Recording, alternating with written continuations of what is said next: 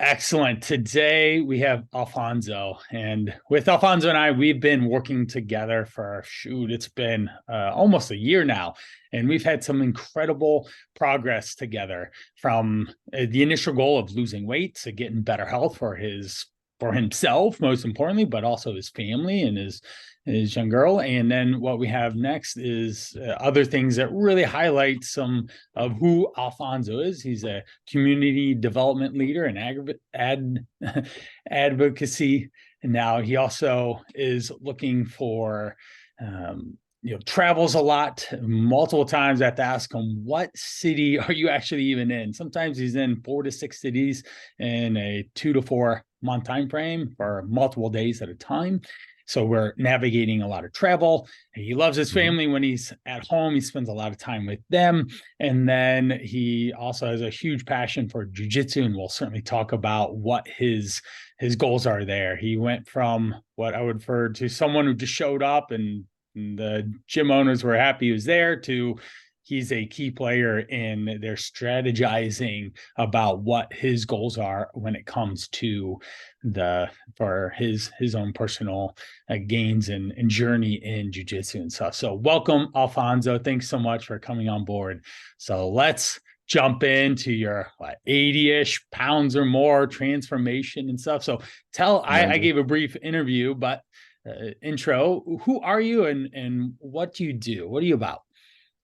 So, I've spent the best part of almost 30 years of my career working in the civic engagement, politics space, advocacy, working on behalf of communities, trying to build power in specific communities. And a large part of my work involves a lot of travel, but it's also just a lot of really long meetings and really long meeting times. And I don't know if you've ever been to some professional meetings. Sometimes the food that's laid out, if food is laid out at all, is not always the healthiest, right?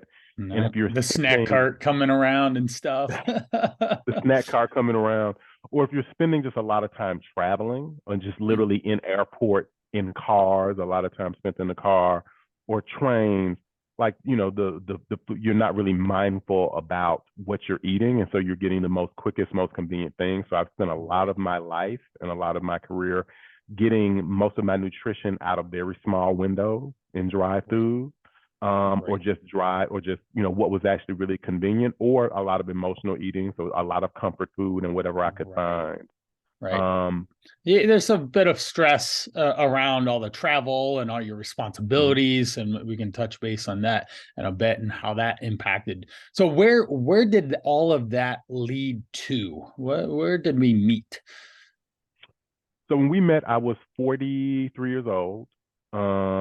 I was about between 300 and 310 pounds.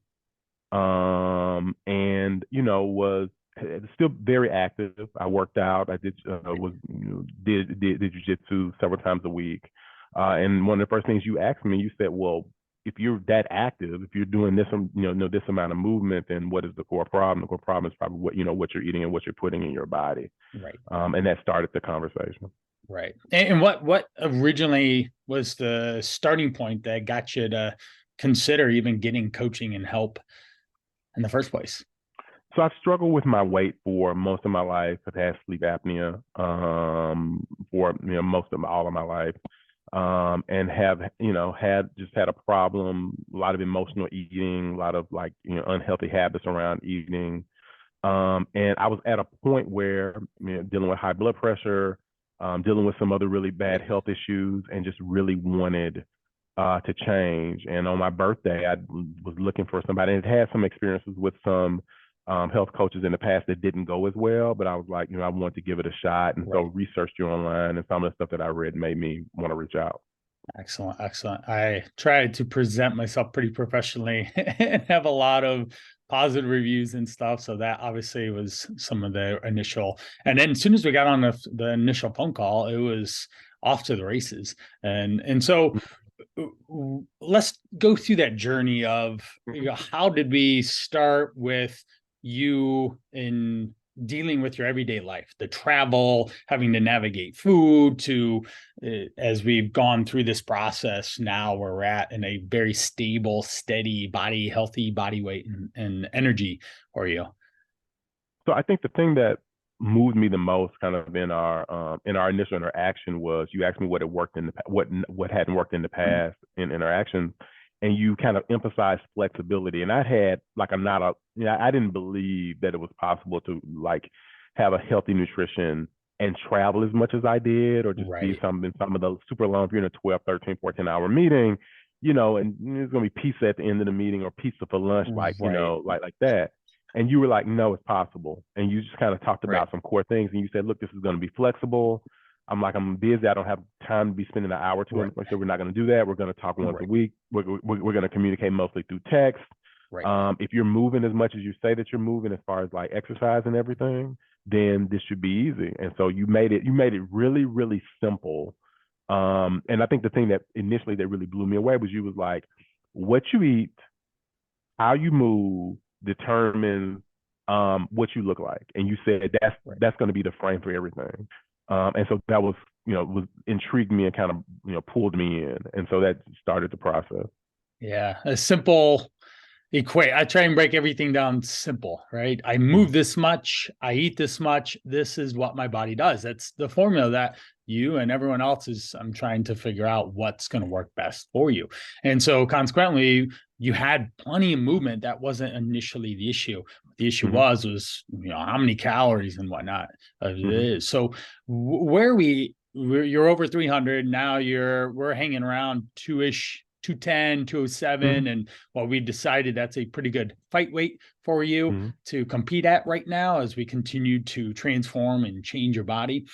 So that's a lot of weight. What were the mechanisms that you were able to put in and day out, regardless of the situation you were in, to deliver those consistent results? Because there was pretty much every week is just rinse and repeat. As soon as we figured out what the flow was, it's just let's keep staying consistent. Mm-hmm.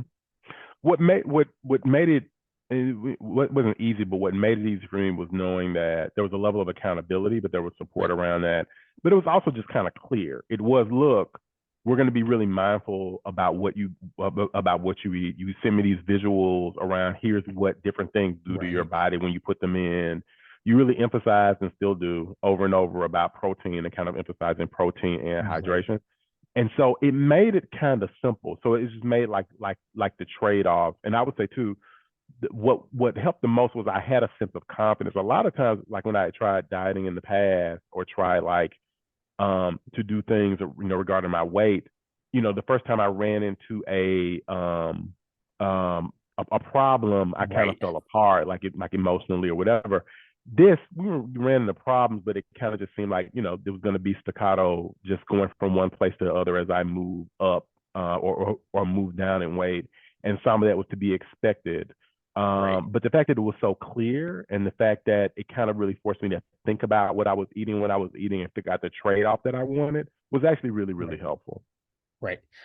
Awareness became a huge part of what it was Mm-hmm. you're doing.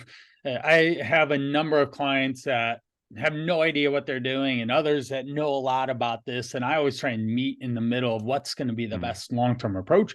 But consistently, I've gotten a significant amount of engagement from you text wise, lots of pictures of food, of what you're eating, questions, menus, different recipes. We've even done some tracking for Mm-hmm. your calories and macros to help expedite that process. So, and someone would be like, "Oh, well, how do you track when you're traveling?" Well, we're just going to do the best we can, and that's it.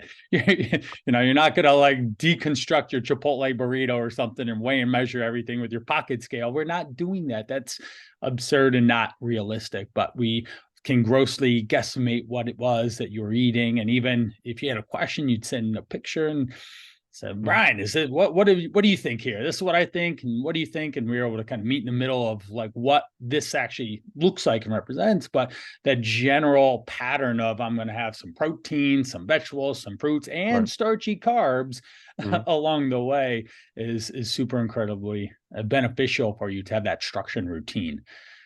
Yeah. So, But you actually make that pretty easy. Like, so like the idea of timing my carbs around when I work out. Oh, really? Like, and the night before, preparing for a high activity day. Really? Yeah. When you like, you know, you're going to be in the airport. It sounds kind of like like really small now, but it makes a lot of sense. Like, hey man, pack some protein bars, pack some jerky, Right. right? Don't get the super sugary jerky. Have it in your bag. You can still drink Right. your coffee, just almond milk instead of Right. cream, or less cream. Don't use like you can put flavoring in water. The sugar is it's going to get you to consume more water, drink more water.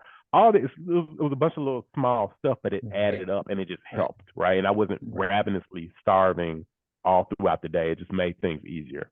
Right, right. And we know you love your coffee. So Yes. that's something that I could not change, right? You'd say, Brian, this is like a sin for me to ask me not to have coffee. So we tweaked it and still be able to get your fix into. Hmm. Now, as you're traveling, because a lot Hmm. of people that I work with travel quite a bit, and they're always like, what are the hacks and stuff?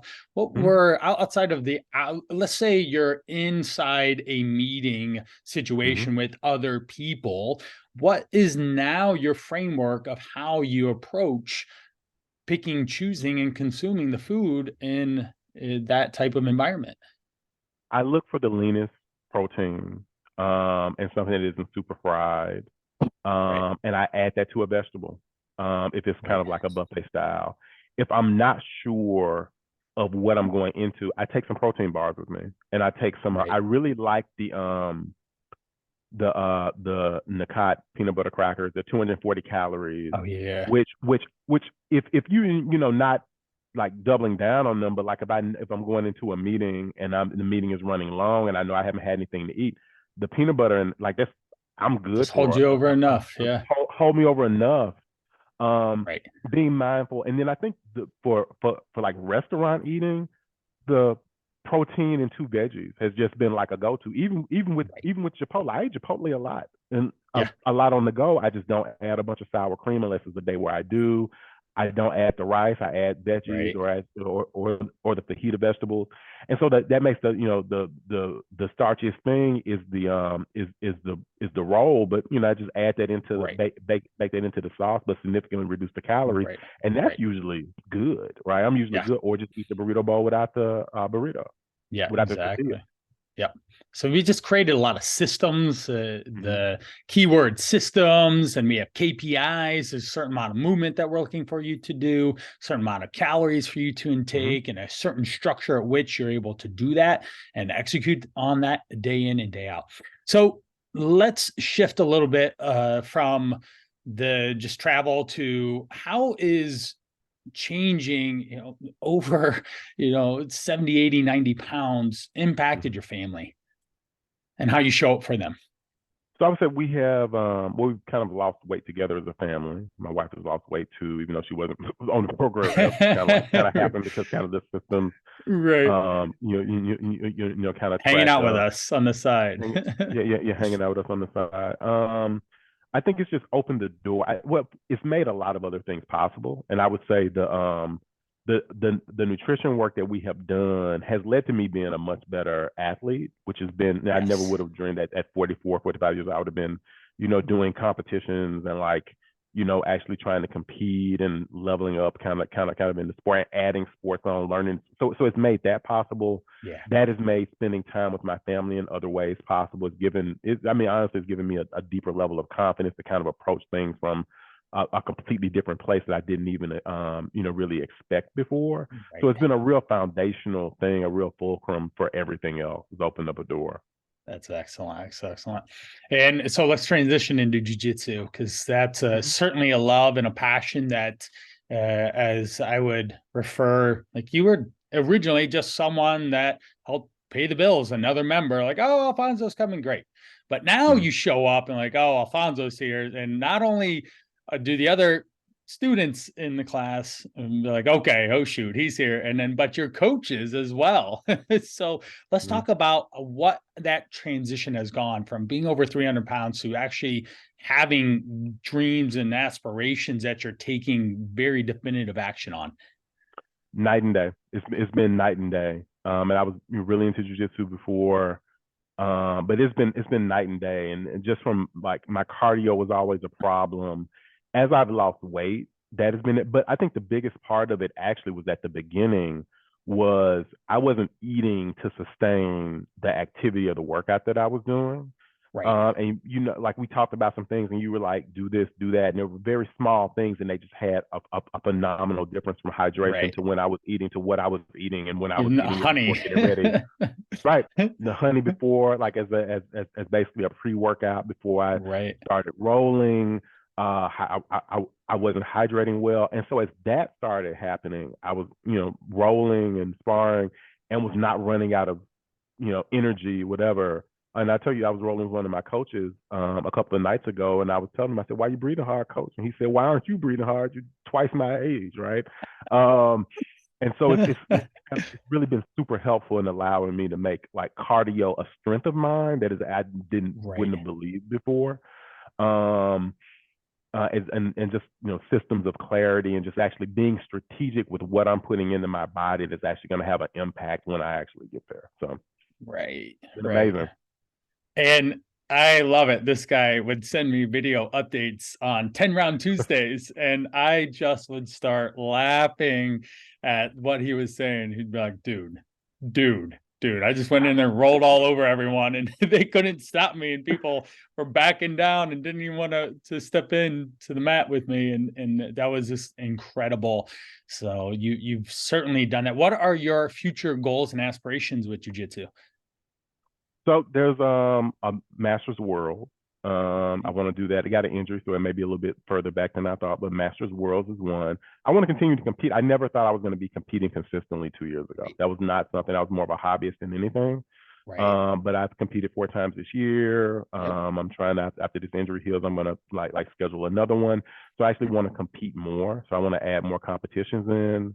Right. I want to do a couple of national, and maybe if that, like, depending on how that goes, not the outcome of the winning or the loss, but just the logistics around it. Right. Maybe a couple of international competitions, Yeah. and just get better and add depth to what I'm learning, and just be a better martial artist. When you're a big guy martial artist, it's very easy to rely on your size and your strength. Right. Right. But I want to be more. I want to be more technical, and so it's really Right. important to me to get more technical in how and what I'm doing, and show up as that type of martial artist. Right.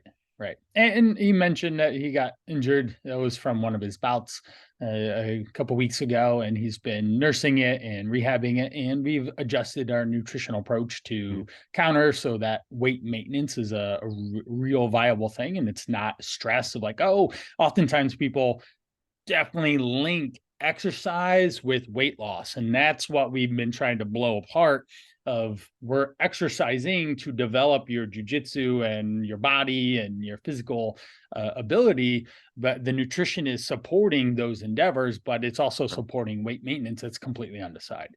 So that's something that we spent a lot of time doing as well. So I'll I say this too. Just yeah, I'm sorry.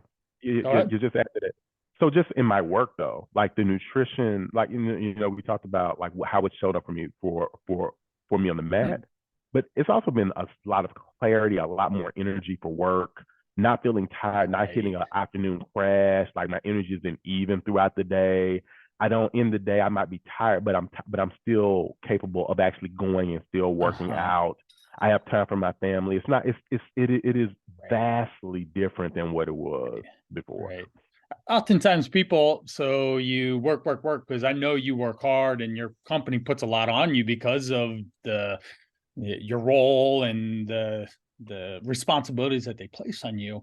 Mm-hmm. Oftentimes when people have a lot of that, they get to the end of the day and they're tired Mm-hmm. period, they just don't do anything because they Right. need to check out and relax in a sense. And we've obviously the jujitsu or just the activity of moving is a huge part of the stress relief that you've been able to manage from that in and of itself. So the confidence is something we've had an ongoing conversation with on how it directly impacts who you are, how you show up, and how you present yourself to yourself. Most importantly, when you wake up and look in the mirror, you see the person that you want to be in, and not just someone that's you're an out of body experience Mm-hmm. of like, who is this person that's staring back at me in the mirror? We don't have that anymore.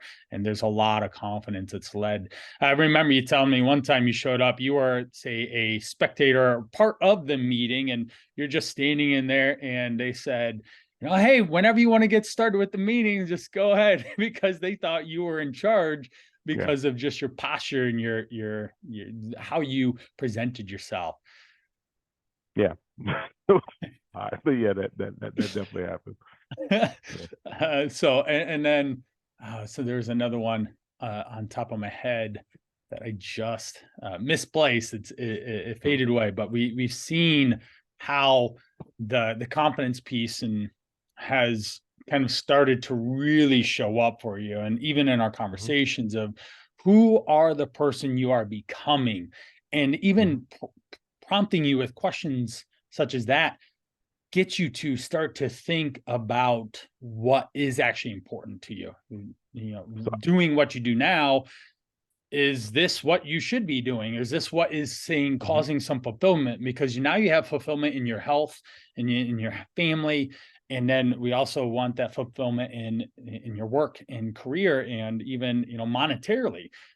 When people work with me, say a salesman, why are you not making a lot more money? Mhm. Because of the way you show up with your confidence, and you can position and sell yourself or sell the product service, and actually have people sign up and deliver on that stuff. I see that so many times. So what are some of, say, what's the inner confidence that's leading you forward? What are some of the things that you have in store in the next 1 to 3 years outside of the jiu-jitsu? We obviously said you want to compete in a Mhm. world stage, which is huge. So this has added a level of confidence to my life that I didn't, it's allowing me to envision that things are possible that I never thought was possible in every aspect of my life. It's making me look at my career a little bit differently as far as what I'm choosing to focus on, and also opening up some other fronts of work, Mhm. and some fronts of engagement that I didn't think was possible before. It's allowed me to expand my work. I'm taking on more national projects, and not just regional ones as a result Great. of this. It's made me really, it's taken away some of the limiting beliefs that were really there to say, okay, what is actually possible? And said, why don't we just explore to see what is like what is the best version of us that we can create in all these different areas? And what are the things, like I started swimming because of this. I was 44 years old and never learned to swim. And, Right. this gave me the confidence to kind of just jump in, and like Yeah. I'm swimming like 3 or 4 times a week because of that, and it's added that to my routine as a result Right. of this. Water is So, scary for, especially if you weren't swimming when you're young, mhm. or like riding a bike. If you didn't ride a bike when you're younger, getting on at 40 is terrifying. Right, So, swimming could be just not the most exciting experience until you just have that confidence, jump in and get to it. right. So, there's a confidence story that I shared with Dr. Ben on an interview I did with him. It was of my son, my oldest son. He showed up. This is when he was 8. Levi's his name. We were at the summer pool. He saw the diving board. He said, "I want to do that." But Mhm. he had to do a swim test. He had no prior actual swimming lessons. Signs himself up for the swim test, swims across, treads water for however long, and then next thing you know, he's checking off the box. He can go do cannonballs off the Mhm. diving board. And it's that inner confidence that allowed him Mhm. to just jump in and do it. And same thing with you. So like, okay, I can keep my head above water. Right. If not, why not? Like Yeah, let's exactly. let's try. It's possible. Yep. Excellent. So we've started with working on your health, and it's Mhm. totally expanded into so many different positive areas in your world. I'm so grateful that you continue to show up, that you're working hard, that you're focused on just pursuing greatness in your own life. And that makes it so exciting for me. Now, if you were to say you were watching this, your older self Mhm. was, or someone else in a Mhm. similar position of where you started, you were definitely overweight, there's Mhm. significant health concerns that were starting to really become an issue. What would you tell them about, what advice about getting started? So I was thinking about this morning, just in a different context. So a 45-year-old me could talk to 35-year-old me and say, "Here are all the things that we've done," right? I would be like, "You're lying," right? And I would say, "Start now," right? This has been a process that has been unbelievably life changing for me. I wish I'd started it earlier. It has been simple to build. It's not just about nutrition, it's about my whole life, my whole lifestyle, and everything. And it's allowed me to actually think about the next 30, 40 years of my life and say, what do I want to accomplish with the time that I have? And how do I need to start working on it to be able to do it? Yeah, that's excellent. There's a lot of life ahead of you to live. I'm incredibly excited to be a part of it and to continue to push and encourage and guide and lead and be a sounding board as well. So I really appreciate you. And oh, one last thing is I actually got to meet you. Yeah. So you were traveling up in my neck of the Mm-hmm. woods. I live in Ohio. And he's like, I'm going to be in Kent. And I'm like, that's like 20 minutes from here. So let's meet up. So we sat and actually had a meal together Mm-hmm. and just were able to just talk, connect, and meet and greet and hug too. Mm-hmm. Yeah. It's just been an awesome transition of where you started to where you are now. And I'm very grateful for it. So I really appreciate you for taking some time out of your day to do this. Happy And to. if Can I you add one are, thing too? yeah, please, please. So for anybody that's considering this, I want you to think about this.